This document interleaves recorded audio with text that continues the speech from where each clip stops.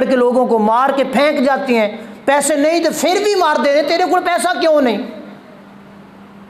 کئی ایسے حادثات دیکھنے اور سننے میں آتے ہیں۔ اور امیر المومنین حضرت سیدنا فاروق اعظم رضی اللہ تعالیٰ عنہ روایت فرماتے ہیں، حضور نبی اکرم صلی اللہ تعالیٰ علیہ وآلہ وسلم نے ارشاد فرمایا، خشکی اور تری میں جو مال تلف ہو جاتے ہیں وہ زکوٰۃ نہ دینے کی وجہ سے ہوتے ہیں۔ اب ہمارے مال کتنے ایسے ہیں جو خراب ہو جاتے ہیں، ضائع ہو جاتے ہیں، برباد ہو جاتے ہیں۔ خشکی کے مال بھی ہوتے ہیں، تری کے بھی ہوتے ہیں، جانوروں کی شکل میں بھی ہوتی ہیں، کیش کی شکل میں بھی ہوتے ہیں، وہ برباد ہو جاتے ہیں، ختم ہو جاتے ہیں، جل جاتی ہیں، فصل تیار ہوئی ہوئی تباہ ہو جاتی ہے، بارش آ جاتی ہے، چندرا آ جاتا ہے، اندھیری آ جاتی ہے، اس مال کے اندر خسارہ ہو جاتا ہے، نقصان ہو جاتا ہے۔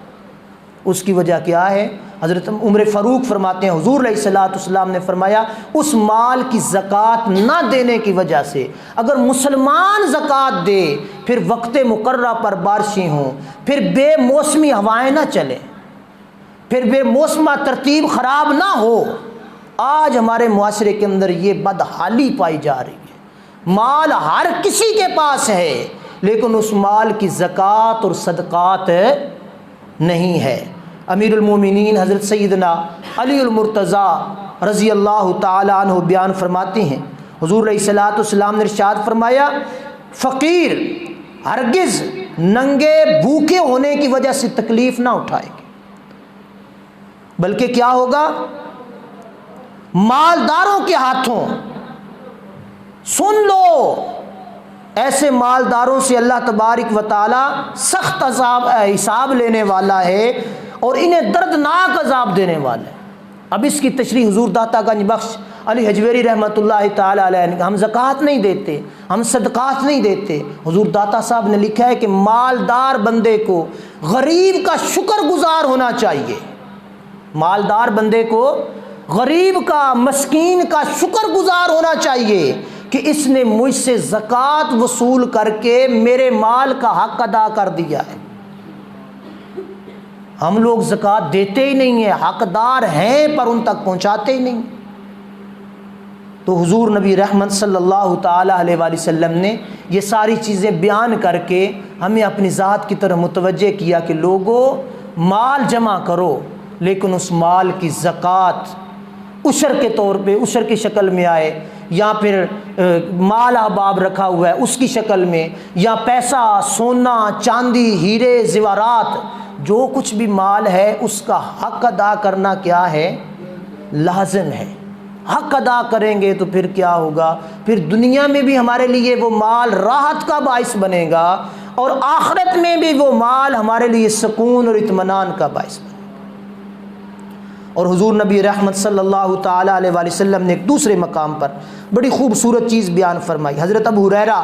رضی اللہ تعالیٰ عنہ حدیث پاک کو روایت فرماتے ہیں، جس شخص نے حلال ذریعے سے دنیا طلب کی،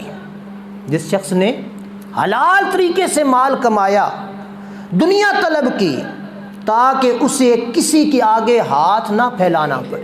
اب یہ ضروری چیز ہے، ہر بندے کو یہ کوشش کرنی چاہیے، ہاتھ پھیلانے سے اللہ نے اور نبی پاک صلی اللہ تعالیٰ علیہ وآلہ وسلم نے سختی کے ساتھ منع فرما دیا ہے کہ کسی کے سامنے ہاتھ نہ پھیلایا جائے، محنت کی جائے، مزدوری کی جائے۔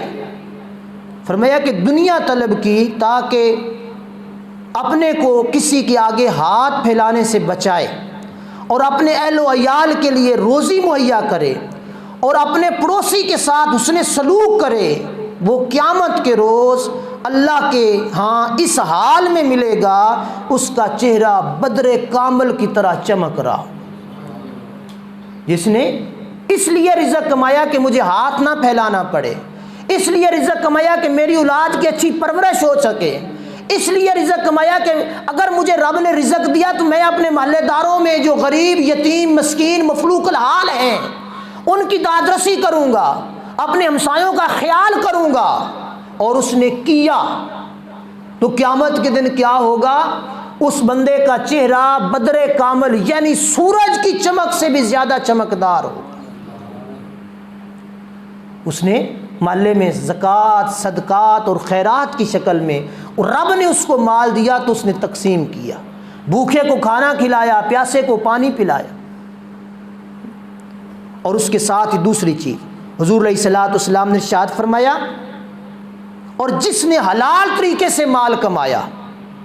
طریقہ اس کا حلال ہے، محنت مزدوری وہ کر رہا ہے، حلال طریقے سے دنیا اس لیے کمائی کہ دوسروں سے مال و دولت میں بڑھ جائے۔ آج یہ ہماری ہر بندے کی خواہش ہے،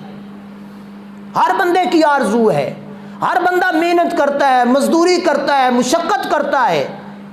اس لیے نہیں کہ میرا پیٹ پل جائے، میرے بچے پل جائیں، بلکہ ساتھ یہ بھی ہوتی ہے اس بندے 2 بار اتنا چاہے میں 4 بار چاہنا ہے، اس بندے دی 20 ماڈل ہے تو میری 25 ماڈل ہوئے تو تاں کام چلنا ہے۔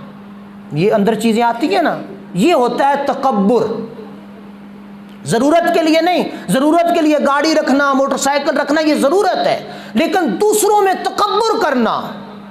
میرے پاس بڑا مال ہے، میرے پاس بڑی جائیداد ہے، میری گاڑی لیٹسٹ ماڈل ہے، اس سے حضور علیہ الصلوۃ والسلام نے منع فرمایا۔ فرمایا حلال طریقے سے کماتا ہے وہ، لیکن دوسروں سے مال و دولت میں بڑھ جائے اور دوسروں پر اپنی بڑائی جتائے اور نمود و نمائش کرے، اپنے مال سے نمود و نمائش کرے، کپڑے خوبصورت پہننا، ستھرے پہننا، اپنے آپ کو صاف ستھرا رکھنا، اچھا کپڑا پہننا، اچھی غذا کھانا یہ ضرورت ہے، سمجھ آئی؟ یہ بالکل استعمال کرنا چاہیے، لیکن اس اچھے کپڑے کے اندر تکبر شامل نہ ہو، اس اچھی غذا کے اندر تکبر شامل نہ ہو، اس اچھی گاڑی کے اندر تکبر شامل نہ ہو، اس خوبصورت مکان کے اندر تکبر شامل نہ ہو،